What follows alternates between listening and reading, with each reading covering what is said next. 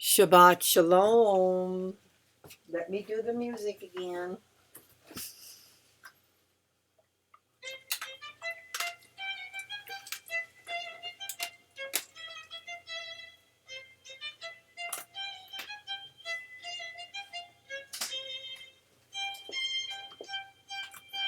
Max isn't eating.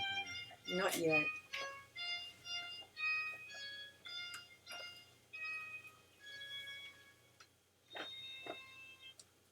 Shabbat Shalom. August 22nd, 2026. And this week is Parashah 49, which you'll find on page 220 of your complete Jewish Bible. Begins with Deuteronomy 21:10. When you go out to war against your enemies and Adonai your God hands them over to you and you take prisoners, and you see among the prisoners a woman who looks good to you, and you feel attracted to her and want her as your wife, you are to bring her home to your house, where she will shave her head, cut her fingernails, and remove her prison clothing. She will stay there in your house, mourning her father and mother for a full month, after which you may go in and have sexual relations with her and be her husband, and she will be your wife. In the event that you lose interest in her, you'll let her go wherever she wishes, but you may not sell her for money or treat her like a slave, because you humiliated her. If a man has two wives, and the one loved and the other one unloved, and both the loved and unloved wives have borne him children, and if the firstborn son is the child of the unloved wife, then when it comes time for him to pass his inheritance to his sons, he may not give the inheritance due the firstborn to the son of the loved wife in place of the son of the unloved one, who is in fact the firstborn. No, he must acknowledge the firstborn, the son of the unloved wife, by giving him a double portion of everything he owns. For he is the first fruits of his manhood, and the right of the firstborn is his. If a man has a stubborn, rebellious son who will not obey what his father and mother says, even after they discipline him, and he still refuses to pay attention to them, then his father and mother would take hold of him, bring him out to the leaders of his town at the gate of that place, and say to the leaders of this town, "This son of ours is stubborn and rebellious. He doesn't pay attention to us, lives wildly, gets drunk." Then all the men of his town are to stone him to death. In this way you'll put an end to such wickedness among you, and all Israel will hear about it and be afraid.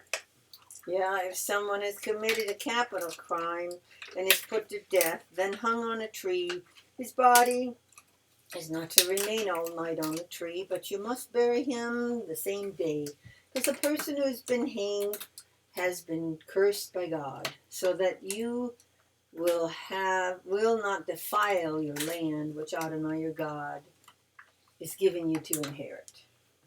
You're not to watch your brother's ox or sheep straying and behave as if you hadn't seen it. You must bring it back to your brother. If your brother's not close by, or you don't know who the owner is, you are to bring it home to your house, and it will remain with you until your brother asks for it. Then you are to give it back to him. You are to do the same with his donkey, his coat, or anything else of your brother's that he loses. If you find something he lost, you must not ignore it.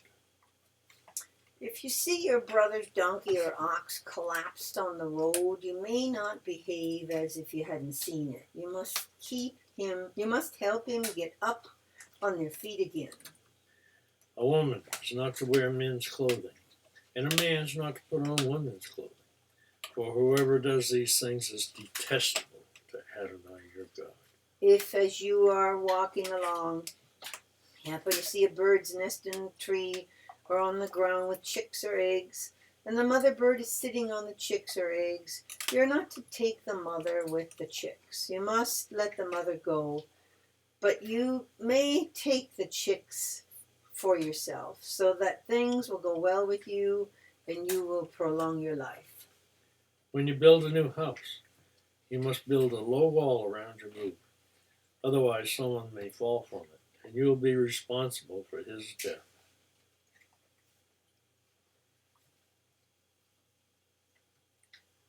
You are not to sow two kinds of seed between your rows of vines. If you do, both the two harvested crops and the yield from the vines must be forfeited. You are not to plow with an ox and a donkey together. You are not to wear clothing woven with two kinds of thread, wool or linen together. You're to make for yourself twisted cords at the four corners of the garment to wrap around yourself. If a man marries a woman, has sexual relations with her, and then having come to dislike her, brings false charges against her and defames her character by saying, I married this woman, but when I had intercourse with her, did not find evidence that she was a virgin. Then the girl's father and mother are to take the evidence of the girl's virginity to the leaders of the town of the gate. At the gate, the girl's father will say to the leaders, I let my daughter marry this man, but he hates her. So he has brought false charges that he didn't find evidence of her virginity. Yet here is the evidence of my daughter's virginity. And they will lay the cloth before the town leaders. And the leaders of the town are to take the man and punish him and fine him 2.5 pounds of silver shekels, which they will give to the girl's father, because he has publicly defamed a virgin of Israel. She will remain his wife, and he is forbidden from divorcing her as long as he lives. But if the charge is substantiated that evidence of the girl's virginity could not be found, then they will lead the girl to the door of her father's house, and the men of her town will stone her to death, because she has committed in Israel the disgraceful act of being a prostitute while still in her father's house. In this way you'll put an end to such wickedness among them. If a man is found sleeping with a woman who has a husband, both of them must die, the man who went to bed with the woman and the woman too. In this way you will expel such wickedness from Israel. If a girl who is a virgin is engaged to a man, and another man comes upon her in the town and has sexual relations with her, you'd bring them both out to the gate of the city and stone them to death. The girl, because she didn't cry out for help there in the city, and the man, because he's humiliated his neighbor's wife. In this way, you'll put an end to such wickedness among you. But if the man comes upon the engaged girl out in the countryside and the man grabs her and has sexual relations with her, then only the man who had intercourse with her is to die. You will do nothing to the girl because she has done nothing deserving of death. The situation is like the case of the man who attacks his neighbor and kills him. For he found her in the countryside and engaged the girl, and the engaged girl cried out, but there was no one to save her. If a man comes upon a girl who is a virgin, but who's not engaged, and he grabs her and has sexual relations with her, and they are caught in the act, then the man who had intercourse with her must give to the girl's father 1.25 pounds of silver shekels, and she will become his wife. Because he humiliated her, he may not divorce her as long as he lives. A man is not to take his father's wife, thus violating his father's rights. A man with crushed or damaged private parts may not enter the assembly of Adonai. A mamzer may not enter the assembly of Adonai, nor may his descendants down to the 10th generation enter the assembly of Adonai. No Ammonite or Moabite may enter the assembly of Adonai, nor may any of his descendants down to the 10th generation ever enter the assembly of Adonai, because they do not supply you with food and water when you are on the road after leaving Egypt, and because they hired Bilam, the son of Beor from Petor, and Aram Netharim, to put a curse on you. But Adonai your God would not listen to Balaam. Rather, Adonai your God turned the curse into a blessing for you, because Adonai your God loved you. So you never seek their peace or well-being as long as you live. But you are not to detest the Edomi, because he is your brother, and you are not to detest an Egyptian, because you lived as a foreigner in his land. The third generation of children born to them may enter the assembly of Adonai. When you are in camp, at war with your enemies, you to guard yourself against anything bad. If there's a man among you who's unclean because of a nocturnal emission, he's to go outside the camp. He's not to enter the camp. When evening arrives, he's to bathe himself in water, and after sunset he may enter the camp. Also, you have an area outside the camp to use as a latrine. You must include a trowel with your equipment, and when you relieve yourself, you to dig a hole first, and afterwards cover your excrement. For Adonai your God moves about in your camp to rescue you and to hand your enemies over to you. Therefore your camp must be a holy place. Adonai should not say anything indecent among you, or he will turn away from you. If a slave has escaped from his master and taken refuge with you, you are not to hand him back to his master. Allow him to stay with you in whichever place suits him best among your settlements. Do not mistreat him. Honey, there's something wrong with it. Oh.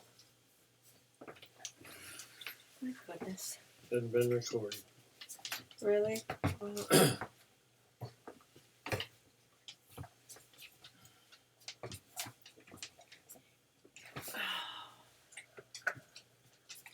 I guess it's recording on the bottom. it's recording. All right. Sorry. Thank you for noticing. No woman of Israel is to engage in ritual prostitution, and no man of Israel is to engage in ritual homosexual prostitution. Nothing earned through heterosexual or homosexual prostitution is to be brought into the house of Adonai your God in fulfillment of any vow. For both of these are abhorrent to Adonai your God. You're not to lend at interest to your brother, no matter whether the loan is for money, food, or anything else that can earn interest. To an outsider you may lend at interest, but to your brother you're not to lend at interest, so that Adonai your God will prosper you in everything you set out to do in the land you're entering in order to take possession of. When you make a vow to Adonai your God, you are not to delay in fulfilling it.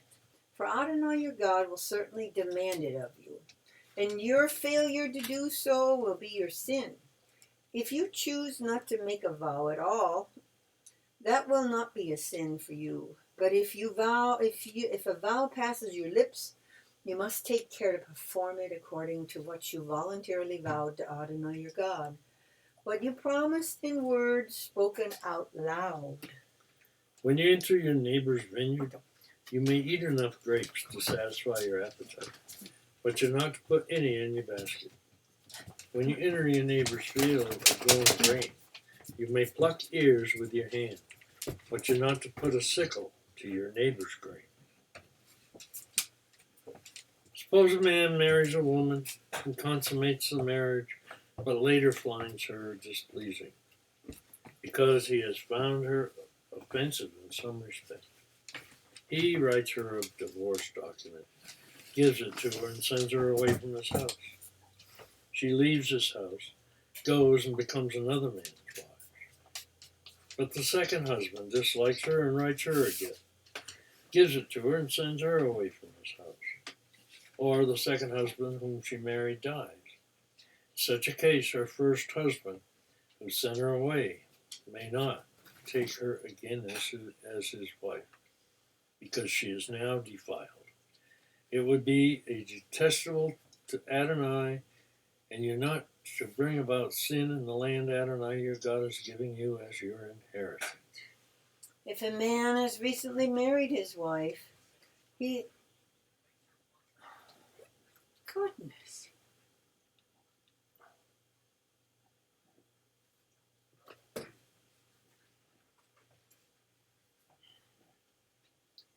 If a man has recently married his wife, he is not to be subject to military service. He is to be free of external obligation and left at home for 1 year to make his new wife happy. No one may take a mill or even an upper millstone as collateral for a loan, because that would be taking as collateral the debtor's very means of subsistence. If a man kidnaps any of his brothers, fellow members of the community of Israel, and makes him a slave or sells him, that kidnapper must die. In this way you will put an end to such wickedness among you.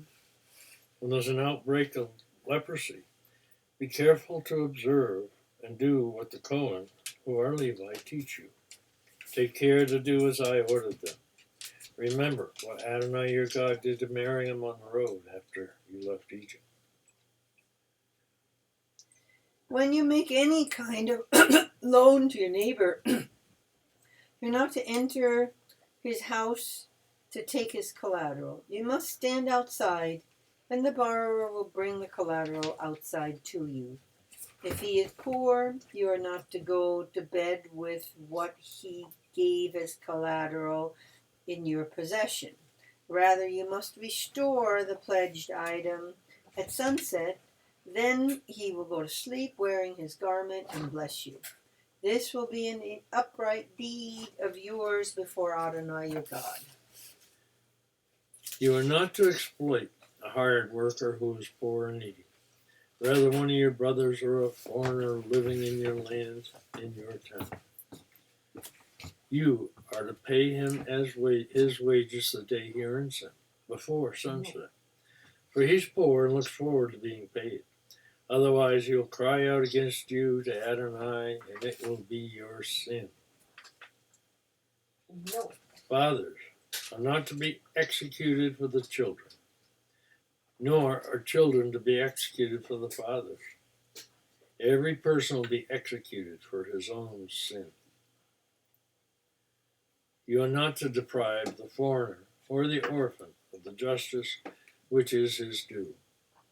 And you're not to take a widow's clothing as collateral for a loan. Rather, remember that you were a slave in Egypt, and Adonai your God redeemed you from there. That's why I'm ordering you to do this. When harvesting the grain in your field, if you forgot a sheaf of grain there, you're not to go back and get it. It will remain there for the foreigner, the orphan, and the widow, so that Adonai your God will bless you on all the work you do. When you beat your olive tree, you're not to go back over the branches again. With olives that are left will be for the foreigner, the orphan, and the widow. When you gather the grapes from your vineyard, you're not to return and pick grapes a second time. What is left will be for the foreigner, the orphan, and the widow. Remember that you were a slave in the land of Egypt. That's why I'm ordering you to do this.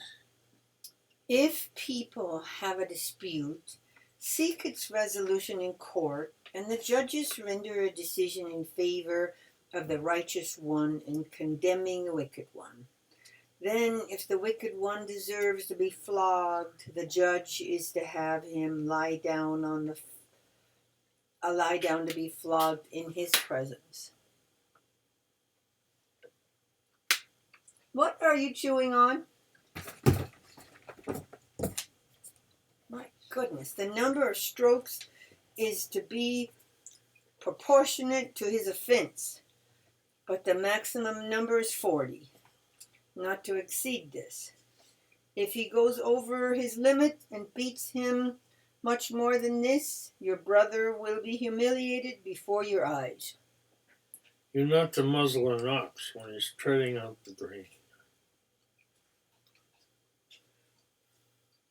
If brothers live together and one of them dies childless, his widow is not to marry someone unrelated to him. Her husband's brother is to go to her and perform the duty of the brother-in-law by marrying her. The first child she bears will succeed to the name of his dead brother. so that his name will not be eliminated from Israel. If the man does not wish to marry his brother's widow, then his brother's widow is to go up to the gate to the leaders and say, my brother-in-law refuses to raise up for his brother a name in Israel. He will not perform the duty of a husband's brother for me. The leaders of this town are to summon him and speak to him. If on appearing before them he continues to say, I don't want to marry her, then his brother's widow is to approach him in the presence of the leaders, pull his sandal off his foot, spit in his face, and say, this is what is done to the man who refuses to build up his brother's family. From that time on, the family is to be known in Israel as the family of the man who had his sandal pulled off. If men are fighting with each other, and the wife of one comes up to help her husband get away from the man attacking him by grabbing the attacker's private parts in her hand, you're to cut off her hand. Show no pity. No reason. You are not to have in your pack two sets of weights, one heavy and the other light. You're not to have in your house two sets of measures, one big and the other small. You're not to have you are to have a correct and fair weight, and you're to have a correct and fair measure, so that you will prolong your days in the land of Adonai your God is giving you. For all who do such things, all who deal dishonestly, are detestable to Adonai your God. Remember what Amalek did to you on the road as you were coming out of Egypt? How he met you by the road, attacked those in the rear, those who were exhausted and staggering behind when you were tired and weary. He did not fear God. Therefore, when Adonai your God has given you rest from all your surrounding enemies, in the land Adonai your God is giving you as an inheritance to possess, you are to blot out all the memory of the Amalek from under heaven. Don't forget. Then if you please turn to page 521, we'll read Isaiah 52:13 through 54:10. See how my servant will succeed. He will be raised up, exalted, highly honored, just as many were appalled at him because he was so disfigured that he didn't even seem human and simply no longer looked like a man. So now he will startle many nations because of him. Kings will be speechless, for they will see that they had not been told what they had not been told. They will ponder things they had never heard. Who believes our report? To whom is the arm of Adonai revealed? For before him he grew up like a young plant, like a root out of dry ground. He was not well formed or especially handsome. We saw him, but his appearance did not attract us. People despised and avoided him, a man of pains, well acquainted with illness. Like someone from whom people turn their faces, he was despised. We did not value him. In fact, it was our diseases he bore, our pains from which he suffered. Yet we regarded him as punished, stricken and afflicted by God. But he was wounded because of our crimes, crushed because of our sins. The disciplining that makes us whole fell on him, and by his bruises we are healed. We all, like sheep, went astray. We turned each one to his own way. Yet Adonai laid on him the guilt of all of us. Though mistreated, he was submissive. He did not open his mouth. Like a lamb led to be slaughtered, like a sheep silent before its shearers, he did not open his mouth.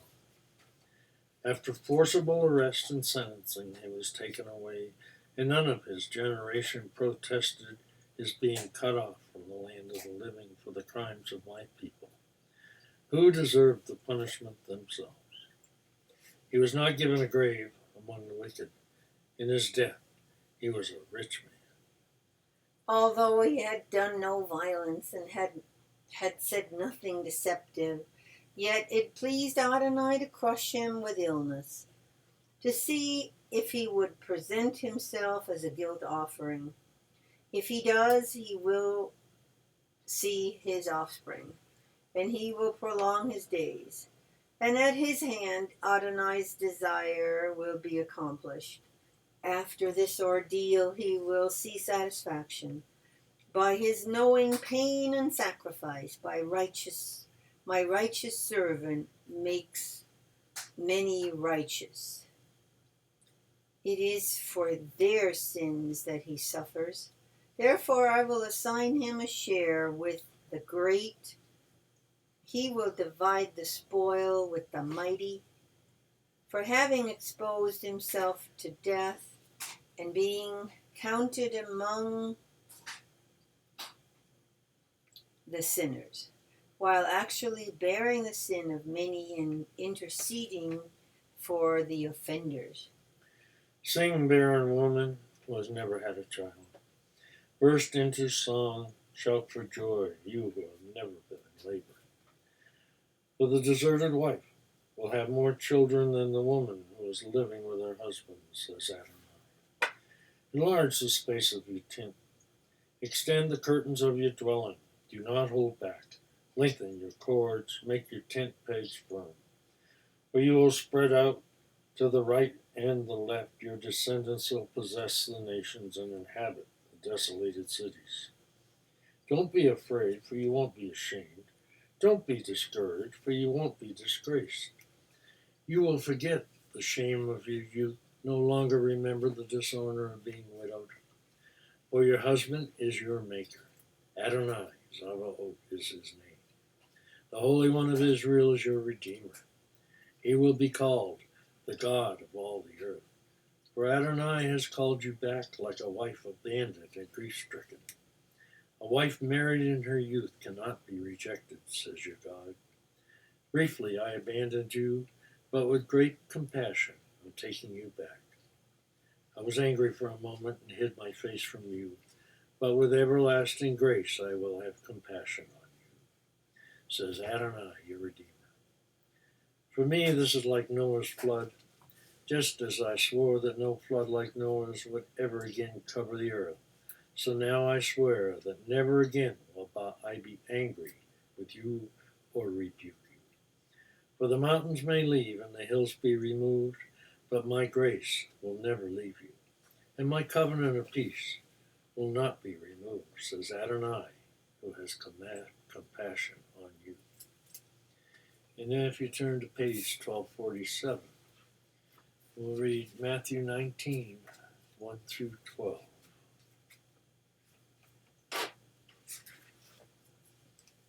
Matthew 19.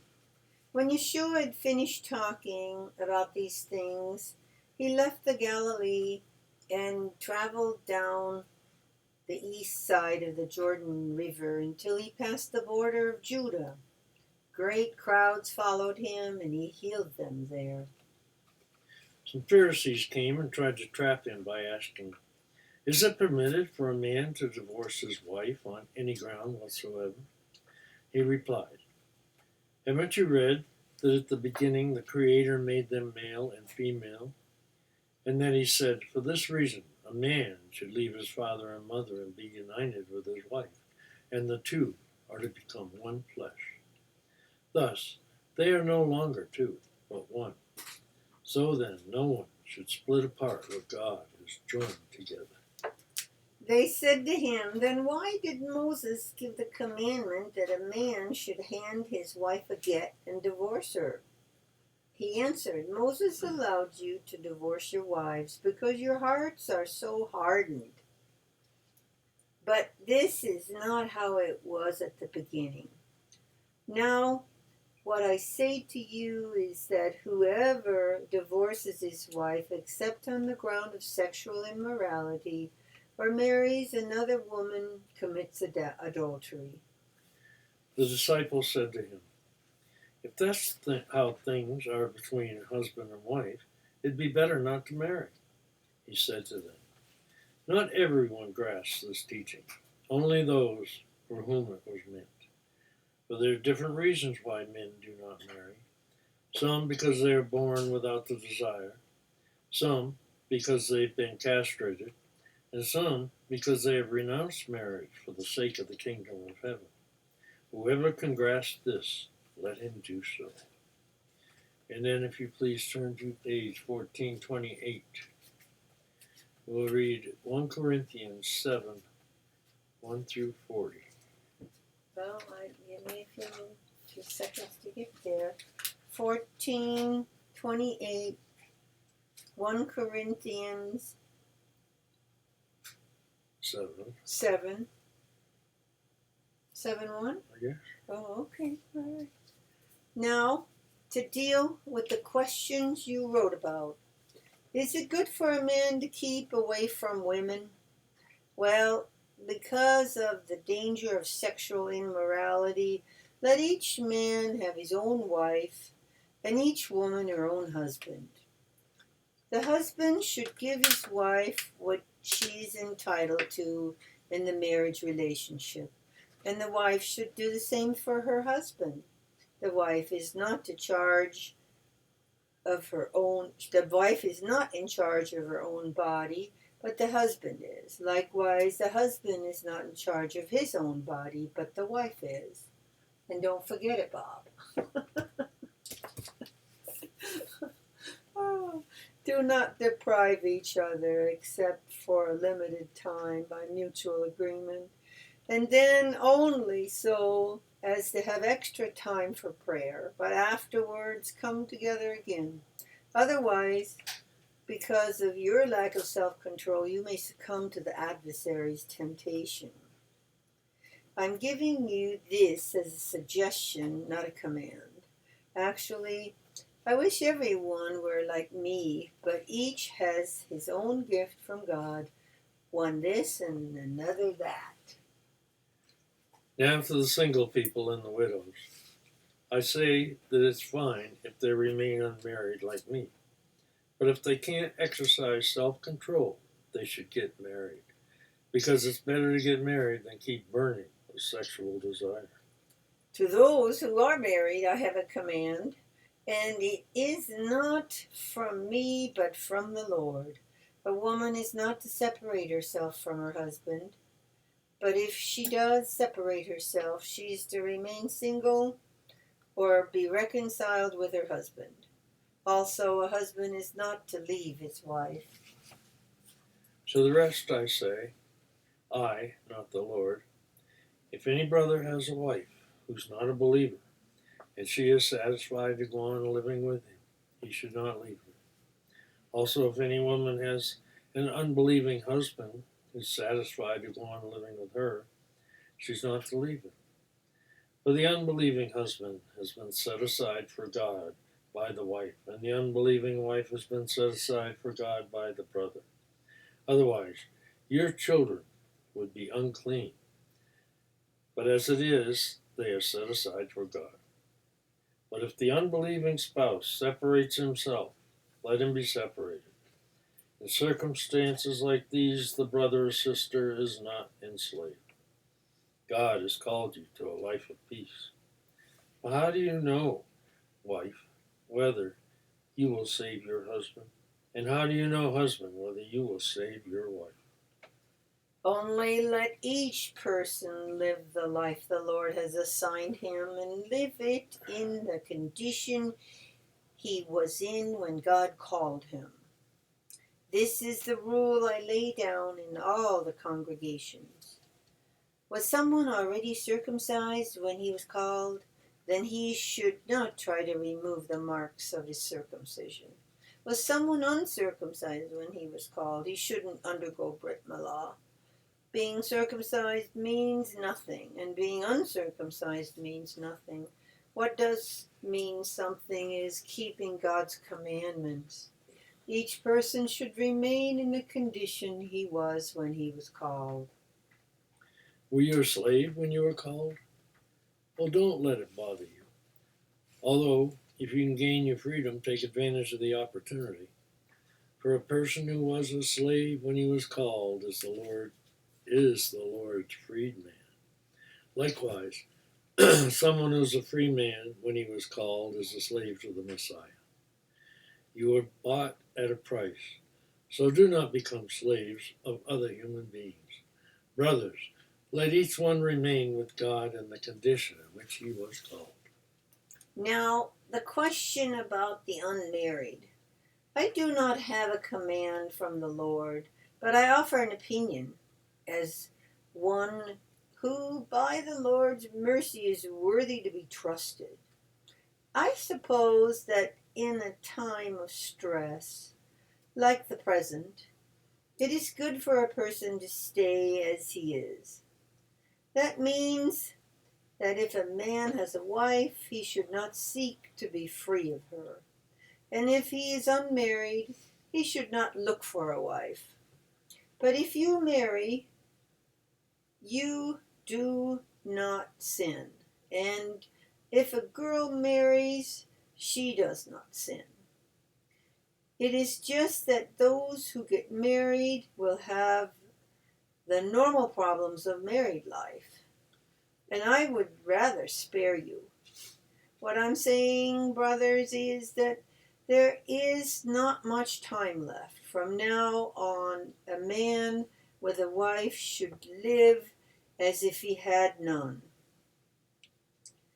And those who are sad should live as if they weren't. Those who are happy as if they weren't. Those who are happy as if they weren't. And those who deal in worldly affairs as if not engrossed in them. Because the present scheme of things in this world won't last much longer. What I want is for you to be free of concern. An unmarried man concerns himself with the Lord's affairs, with how to please the Lord. But the married man concerns himself with the world's affairs, with how to please his wife, and he finds himself split. Likewise, a woman who is no longer married, or the girl who has never been married, concerns herself with the Lord's affairs, with how to be holy both physically and spiritually. But a married woman concerns herself with the world's affairs, with how to please her husband. I am telling you this for your own benefit, not to put restrictions on you. I am simply concerned that you live in a proper manner and serve the Lord with undivided devotion. Now, if a man thinks he's behaving dishonorably by treating his fiancée this way, and if there is strong sexual desire, so that marriage is what ought to happen, then let him do what he wants. He is not sinning. Let them get married. But if a man has firmly made up his mind, being under no compulsion by having complete control over his will, if he has decided within himself to keep his fiancée a virgin, he will be doing well. So the man who marries his fiancée will do well, and the man who doesn't marry will do better. A wife is bound to her husband as long as he lives. But if a husband dies, she is free to marry anyone she wishes, provided he's a believer in the Lord. However, in my opinion, she will be happier if she remains unmarried. And in saying this, I think I have God's Spirit. Thank you, Father God, for this Shabbat. We certainly are in need of some rest today, Lord. We humble ourselves before you as we ask you to guide us and lead us and help us. In the name of Yeshua we pray. Amen. Amen.